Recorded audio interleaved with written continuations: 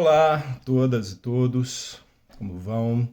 Eu sou Ricardo Matos, sou psicólogo clínico. Me oriento pela linha teórica de William Reich, que compreende, o organismo humano como um grande complexo de energia que tudo cria, que tudo sustenta. Queria trazer algumas provocações, sobre um tema muito comum na clínica e nesses tempos atuais, que é a questão dos relacionamentos, principalmente sobre quais os modelos, de relacionamentos que são mais efetivos, mais eficientes, mais satisfatórios. Principalmente no que se refere a dois grandes polos, da monogamia ou da não monogamia. O Reich muitas das vezes é considerado, e eu sempre aponto um grande equívoco nisso, como sendo o pai do amor livre ou das relações mais flexíveis. Eu acho que isso é um grande equívoco, porque o Reich, num texto muito elucidativo, muito objetivo, muito claro e muito provocador, no livro A Revolução Sexual, do William Reich. No capítulo 7 desse livro tem um texto maravilhoso chamado Casamento Compulsório e Relação Sexual Permanente, onde o Reich discute objetivamente o fenômeno das relações.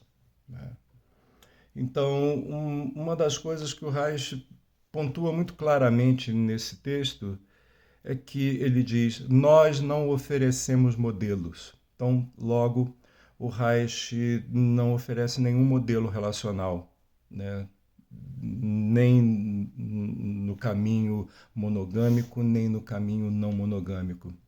Um dos postulados centrais do Reich, quando ele analisa o fenômeno das relações, é que uma coisa que ele pontua muito claramente é que as relações precisam ser satisfatórias. Elas precisam ser boas, elas precisam ser prazerosas. E como eu sempre pontuo, na minha clínica, ela precisa ser satisfatória para duas pessoas.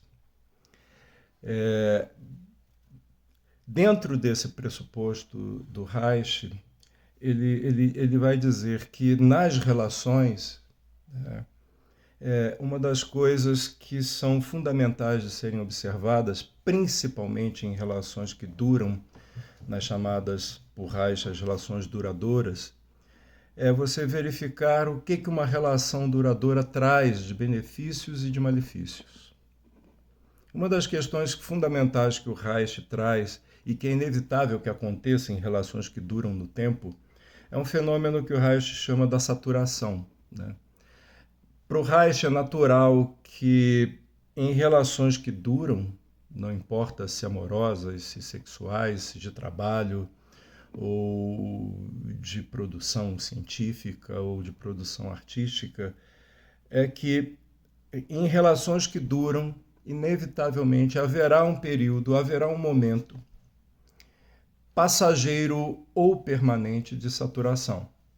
Então a grande arte nas relações que duram é como estes parceiros irão lidar com esses períodos de saturação, principalmente os de saturação passageira.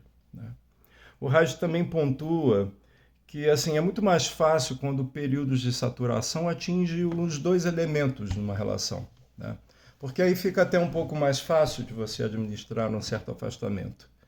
E aí o Reich traz, os problemas começam a surgir quando a saturação atinge apenas um polo. Como se administra isso? Como se conduzir nessa questão quando a saturação surge apenas num determinado polo? E o Reich não dá solução. Ele diz que, olha, existe essa questão natural que vai surgir em relações duradouras. E aí? Como com a nossa capacidade criativa nós vamos lidar com essa questão que vai surgir e que vai aparecer? É inevitável, não adianta fugir dela, não adianta fingir que não acontece, não adianta empurrar essa questão para debaixo do tapete, que uma hora ou outra essa questão vai se tornar imperativa e vai precisar ser solucionada. Isto é fundamental que seja encarado. Uma outra coisa que o Reich pontua é que há um fenômeno que também acontece, que são a necessidade eventual que pode atravessar um ou outro parceiro numa relação amorosa, né, que eventualmente pode lhe atravessar um interesse eventual por uma terceira pessoa.